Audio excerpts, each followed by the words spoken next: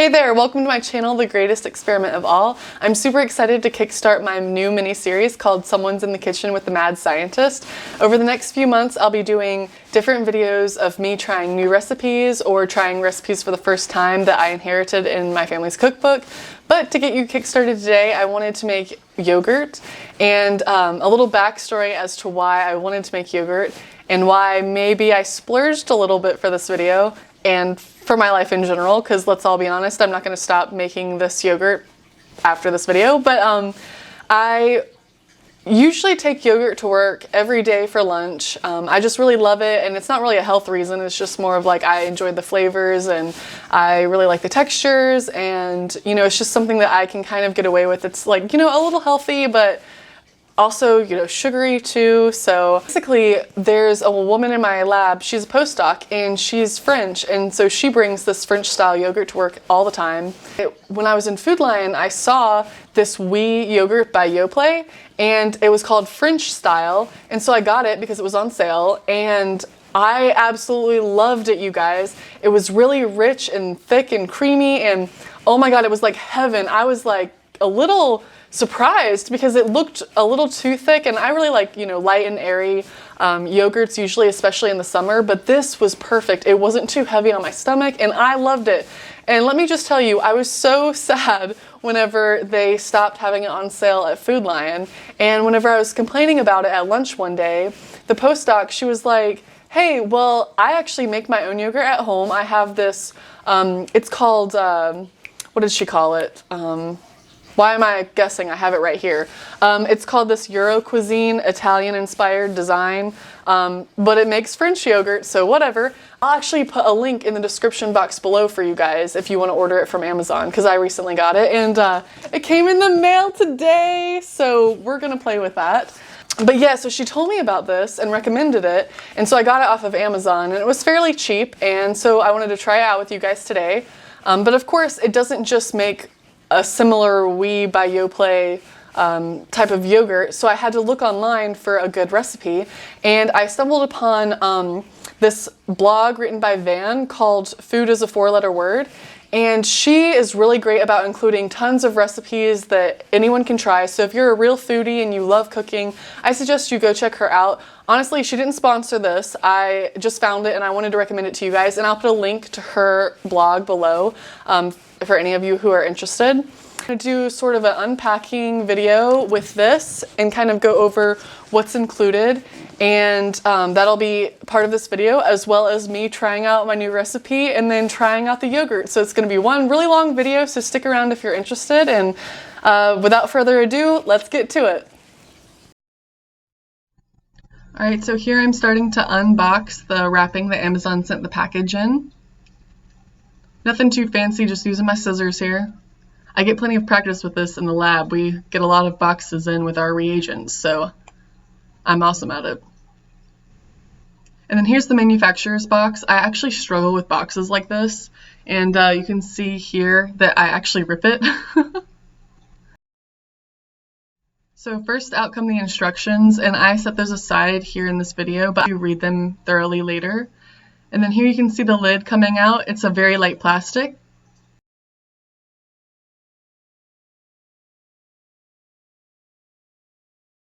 Next, I take out all the jars. There are 7 of them, and they're actually a really heavy-duty glass material with plastic lids, and they're dishwasher safe, and I believe it.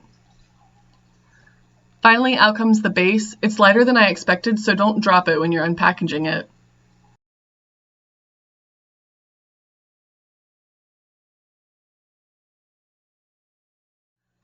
Finally, I just make sure that all the jars fit into the base without the packaging material.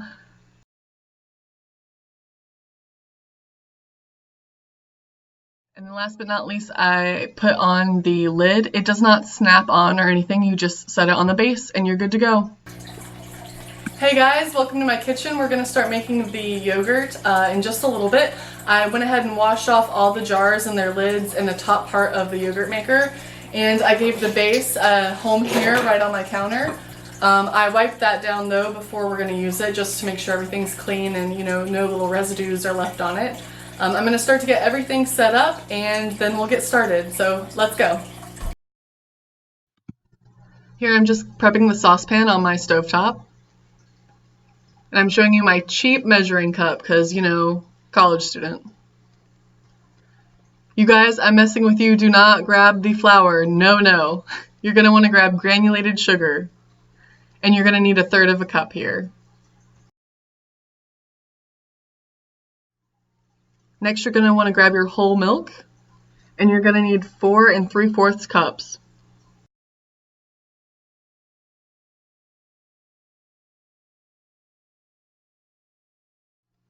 What are you doing? Don't drink that.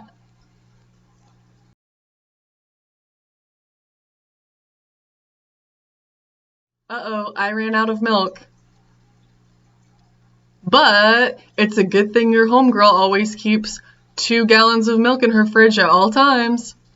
Now you're going to want to turn the stovetop on to a low heat. You want to gradually heat up the milk so you don't make it curdle. Curdling is whenever you warm it up way too quickly. And you're looking for these little bubbles around the edges. That's when you know it's ready to go.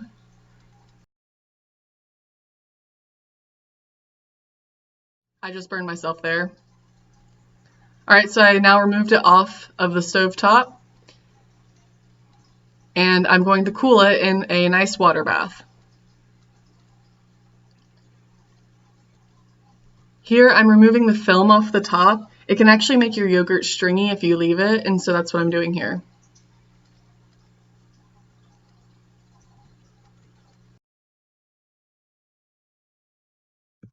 Here I'm going to be creating my starter culture with whey vanilla yogurt and some of my simmered milk. Now the starter culture is important because bacteria can't just be thrown all at once into a large broth because the bacteria colonies will die off. So you want to create the starter culture where you mix in the bacteria in the yogurt with a little bit of your milk here. And it's just so that they don't all die off and you'll actually get yogurt in the very end. Be sure to mix your yogurt in very well. You want your starter culture to be smooth. Now you're going to need 3/4 teaspoon of vanilla extract. This just kind of increases the vanilla flavor in your yogurt.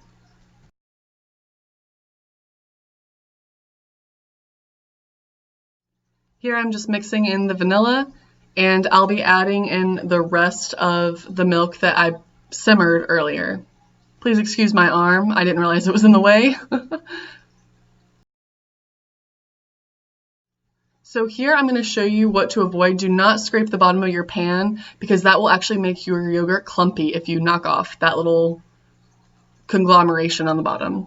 And now I just mix that very well and I pour the yogurt into these jars. It's really important that you do not cap the jars when you put them into the base. Bacteria are aerobic and they need to be able to have contact with the air in order to survive. Now we're good to go. We can put these guys at 37 degrees Celsius and set them for 8 hours, which is recommended for whole milk.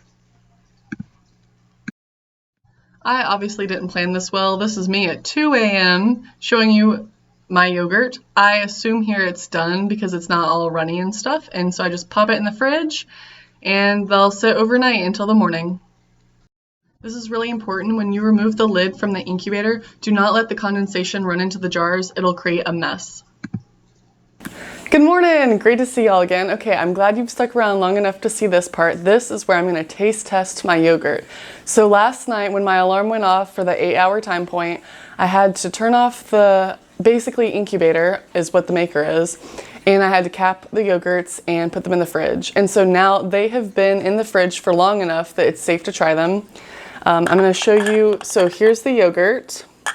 I'm going to give you a close-up. It's kind of, I'm a little worried, y'all. It's grainy, so it's hard to tell here, but it's rather grainy, so I don't know how this is going to be.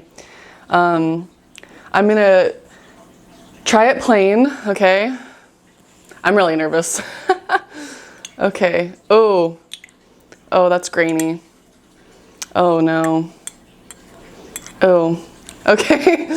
Y'all, I don't think that's how yogurt's supposed to look. Oh, no. Oh, God, this is gonna be, it's like goop. Oh, no. All right, I'm gonna mix it. Oh God. Oh, no, no, no.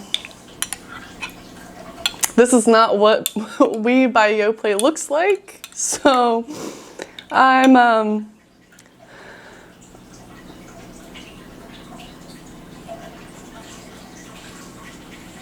really sad. Okay. All right.